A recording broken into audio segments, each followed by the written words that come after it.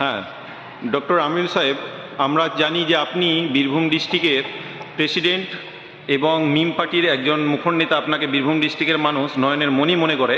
তো আপনারা আজকে এই যে সমাবেশে এত লোকজন, কয়েকশো মানুষকে নিয়ে আপনারা যে ব্যাপারটা কি, আপনাদের উদ্দেশ্যটা কি, আপনারা কেন এখানে জমায়েতটা হয়েছেন?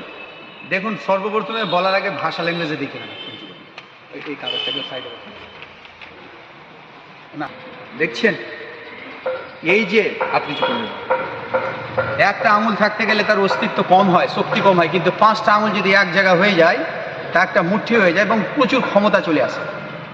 আমার সাথে যে আমার সহযোদ্ধারা রয়েছে, এই যোদ্ধাদের প্রচেষ্টায় বীরভূম জেলা একটা পরিবর্তন চাইছে জনগণ। যে পরিবর্তনের মূল উন্নয়নের কাণ্ডারি আমাদের ভাইজান ইমরান সোলাঙ্কি মহাশয়ের নেতৃত্বে ব্যারিস্টার আসাদুদ্দৌলা ইসলাম রয়েছে। এবং আমরা জাতি, ধর্ম, বর্ণ নির্বিশেষে সমস্ত মানুষের অধিকারের লড়াই লড়তে চাই, আর আমরা জনগণের পাশে থাকতে চাই। জনগণ চাই SIR-কে নিয়ে হোক, চাই NRC-কে নিয়ে হোক, চাই মুসলিমদের 3 তালাক হোক, চাই মুসলিমদের মসজিদ মাদ্রাসা কবরস্থানের প্রতি নির্যাতন হোক, চাই ওয়াকাফ আইন হোক, যাই হোক, প্রত্যেকটা সমাজের ধর্মীয় নিরাপত্তার জন্য, চাহে হিন্দু সমাজের জন্য হোক, চাহে মুসলিম সমাজের জন্য হোক, তাদের সামাজিক নিরাপত্তা, ধর্মীয় নিরাপত্তার জন্য সংবিধান যে সম্পূর্ণ অধিকার দিয়েছে, সেই অধিকার আমরা আদায় করব। এটাই আমাদের বার্তা আমাদের বীরভূমবাসীকে। এবং আগামী বিধানসভা ইলেকশনে পুরজোর ক্ষমতার সাথে মিম পার্টি লড়াই করবে ইনশাআল্লাহ। এমআইএম